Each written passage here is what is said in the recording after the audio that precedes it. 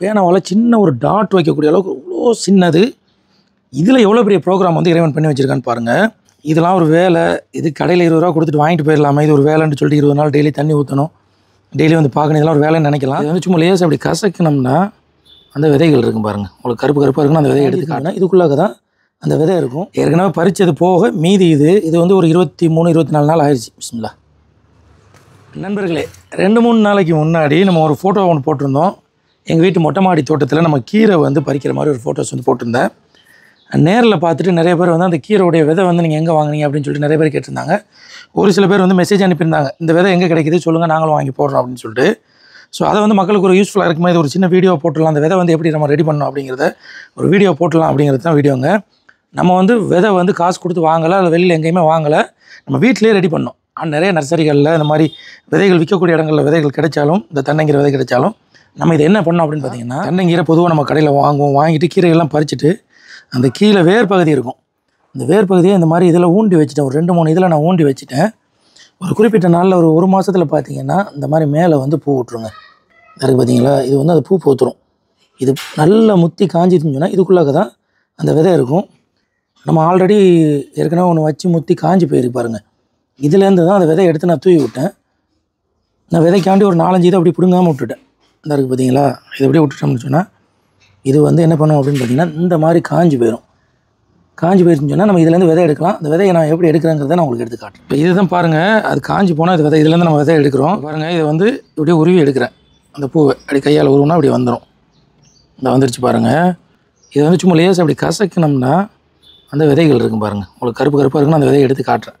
இதை கசக்கி அப்படியே ஒரு நல்லா கசக்கிட்டு அப்படியே ஒரு மண் ஜாடியில் நம்ம தூக்கிடலாம். அந்த விதை உங்களுக்கு காட்டுறேன் பாருங்கள். நல்லா இருக்குது பாருங்கள், விதை நிறைய விதை இருக்கும். இது கசக்கி அப்படியே நம்ம வந்து அதில் தூவி விட்டுற வேண்டியதுதான். இந்த கீரையுடைய விதையை நினச்சி சரியான ஆச்சரியமாக இருக்குது எனக்கு. என்ன அப்படின்னு பார்த்தீங்கன்னா, ஒரு பேனாவால் சின்ன ஒரு டாட் வைக்கக்கூடிய அளவுக்கு அவ்வளோ சின்னது. இதில் எவ்வளோ பெரிய ப்ரோக்ராம் வந்து இறைவன் பண்ணி வச்சுருக்கான்னு பாருங்கள். இந்த விதை வந்து மண் அரிக்க முடியாது, இவ்வளோ சின்னது வந்து மண்ணால் அரிக்க முடியாத மாதிரி அது ப்ரோக்ராம் பண்ணியிருக்கு. அது எத்தனை நாளில் வளரணும், என்ன கலரில் வளரணும், என்ன டேஸ்ட்டை கொடுக்கணும், எத்தனை நாளில் பூ பூக்கணும் அப்படிங்கிறத ஒரு சின்ன டாட்டுக்குள்ளே ப்ரோக்ராம் பண்ணி வச்சுருக்காங்க. இறைவனுடைய படைப்புகளில் எல்லாமே ஆச்சரியமான விஷயங்கள் தான். சில சமயங்களில் இந்த மாதிரி நம்ம நினச்சி பார்க்குறது உண்டு. இந்த சின்ன விதையில் இவ்வளோ பெரிய ப்ரோக்ராம் பண்ணியிருக்கிறது அப்படிங்கும்போது ரொம்பவே ஆச்சரியமான ஒரு விஷயம் தாங்க. இப்போ நம்ம அந்த கீரை வந்து ஆல்ரெடி போட்டு நல்ல அறுவடை டயத்தில் விளைஞ்சிருச்சு. இந்த கீரை எத்தனை நாளில் வளரும் அதையும் நான் சொல்லிடுறேன். பார்த்திங்கன்னா 20-30 நாளுக்கெல்லாம் நம்ம பறித்து எடுத்துடலாம்.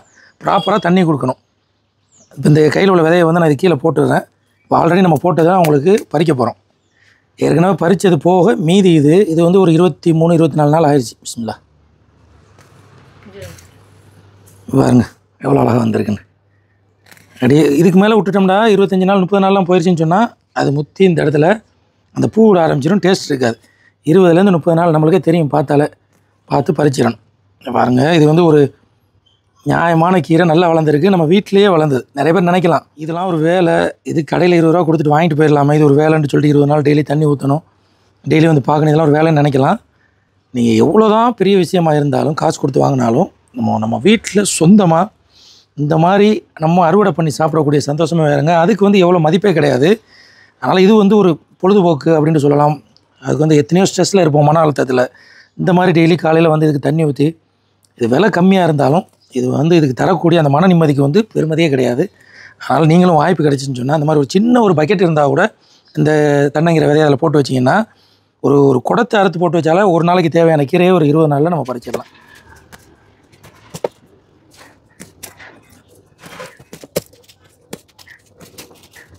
இது நம்ம தண்ணி ஊற்றி வளர்த்தனால ஃபுல் அண்ட் ஃபுல் ஆர்கானிக் தான். எந்த உரமும் எக்ஸ்ட்ரா உரம் போடவே இல்லை. வீட்டில் உள்ள காய்கறி கழிவுகள் வெட்டிட்டு, காய்கறி வெங்காயம் இந்த மாதிரி தோலையெல்லாம் எடுத்து டெய்லி கொண்டு வந்து மேலே போட்டுருவேன் இந்த மண்ணில். அதே வந்து அது மக்கி போய் நல்ல உரமாக மாறி இருந்திருக்கு. அதோட 2 முறை அறுவடை பண்ணியாச்சுங்க இதில் கீரை. அப்படி இருந்து நல்ல செழிப்பாக வளருது. எந்த ஒரு மருந்துமே இது வரைக்கும் நான் இதில் தெளிக்கலை.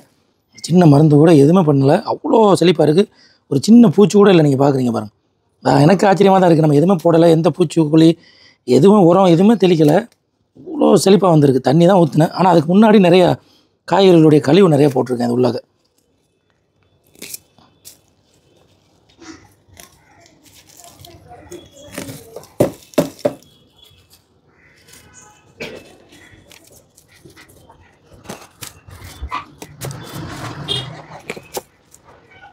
எவ்வளோ கீரை பறிச்சிட்டேன் பாருங்கள். இது அவ்வளோமே இதில் பறிச்சது தான். இது வெளில வாங்கி போனால் ஒரு 25 ரூபா 30 ரூபா இல்லை 40 ரூபா 50 ரூபாக்குள்ளே தான் வரும். இது ஒரு 2 கட்டு 3 கட்டுக்கு பிரிக்கலாம். 50 ரூபாய்க்கு நம்ம பார்த்த வேலை கிட்டத்தட்ட ஒரு 20 நாள் டெய்லி வந்து தண்ணி ஊற்றிருக்கிறோம். ஆனால் காசு வந்து இது பெருமதி கிடையாது. நம்ம வீட்டில் நம்ம சொந்தமாக விவசாயம் பண்ணி பறித்தது. அப்படியே பக்கத்தில் இப்போ நிறைய கீரைகள் நான் விட்டுருக்கேன். இப்போ விதை போட்டோன்னு பார்த்தீங்கன்னா இது கீழே உள்ளதெல்லாம் பாருங்கள், சின்ன சின்ன செடிகள்லாம் இருக்குது பார்த்தீங்களா, இந்த மாதிரி ரொம்ப சின்னதாக முளைக்கும். ரொம்ப சின்னதாக இருக்குது. இந்த பாருங்கள், இதெல்லாம் வந்து இவ்வளோ சின்னதாக தான் முளைக்கும், ரொம்ப சின்னதாக முளைக்கும். இதெல்லாம் பார்த்தா உங்களுக்கு தெரியும். இதில் கீழே நம்ம விதை போட்டு முளைச்சி இருக்குது. ஒன்று ஒன்றா அப்படி வரிசையாக வருது. அது எல்லாமே அதுலேருந்து தூவி விட்டது தான். இப்போ கீரை வந்து ரொம்பவே முக்கியமான ஒரு விஷயமா இருக்குங்க. இப்போ உள்ளதுக்கு வந்து நம்ம அதிகமாக ஃபோன் பார்க்குறோம். சின்ன பசங்களுக்கு கண் சம்மந்தமான நிறைய நோய் சின்ன பசங்களுக்கு வருது. நம்மளுமே ஃபோன் பண்ணுறோம், அதிகமாக ஃபோன் யூஸ் பண்ணுறோம், அது மாதிரி டிவி நிறையா பார்க்குறோம். இப்போ உள்ள சாப்பாடுகளில் போதுமான சத்து கிடைக்காதனால கண்ணில் ஏற்படக்கூடிய பிரச்சனை நிறையா இருக்குது. அதனால் வாய்ப்பு கிடைச்சின்னு சொன்னால் வாரத்தில் 2 முறையாவது நம்முடைய குழந்தைங்களுக்கு கீரை கொடுங்க. இந்த மாதிரி நம்ம வீட்டில் வளர்க்க போகும்போது அவங்களுக்கு வந்து நம்மளுக்கு ஈஸியாக கிடைச்சிரும். நம்ம கூட வந்து கீரை வந்து சில நேரத்துக்கு இந்த மாதிரி ஃப்ரெஷ் கீரை கிடைக்காதனால நம்ம கவனக்குறைவாக இருந்துரும். இந்த மாதிரி வீட்டில் நீங்கள் வளர்த்திங்கன்னா கண்டிப்பாக நம்ம கொடுக்கலாம். அதனால் முடிஞ்ச அளவு வீட்டில் வளர்க்க வாய்ப்பு இல்லாதவங்க வாரத்துக்கு 2 முறையாவது வீட்டில் கீரை சமைங்க. அது வந்து கண்ணுக்கு வந்து இந்த காலத்துக்கு ரொம்பவே முக்கியமான ஒரு விஷயமா இருக்குங்க. நம்ம கடையில் வாங்க போகும்போது இந்த மாதிரி வந்துடும் கீரை. நம்ம அந்த கீரை இதோட தண்டோட கட் பண்ணிவிட்டு இந்த வேரை வந்து நீங்கள் ஊண்டி வச்சுருங்க. வீட்டில் ஊண்டி வச்சிங்கன்னா ஒரு 3-4 இதை ஊண்டி வச்சிங்கன்னா அது பெருசாக வளர்ந்து என்ன பண்ணணும்னு பார்த்தீங்கன்னா, நம்ம ஆல்ரெடி காட்டின மாதிரி பூ பூக்கும். அதை காய விட்டுருங்க. அது காஞ்ச பிறகு அந்த பூவை எடுத்து இந்த மாதிரி ஒரு ட்ரம்மில் நீங்கள் ஊற்றி விட்டிங்கன்னா 20 to 30 நாட்களில் இந்த மாதிரி சூப்பரான தண்டங்கீரை நம்ம அறுவடை பண்ணலாம். வாய்ப்பு கிடைச்சா நீங்களும் வீட்டில் ட்ரை பண்ணி பாருங்கள். கண்டிப்பாக இந்த வீடியோ பயனுள்ள வீடியோ இருக்குன்னு நினைக்கிறேன். இந்த வீடியோ உங்களுக்கு பிடிச்சிருந்துச்சுன்னா லைக் பண்ணுங்கள், ஷேர் பண்ணுங்கள். மற்றும் ஒரு நல்ல வீடியோவில் உங்களை சந்திக்கின்றேன்.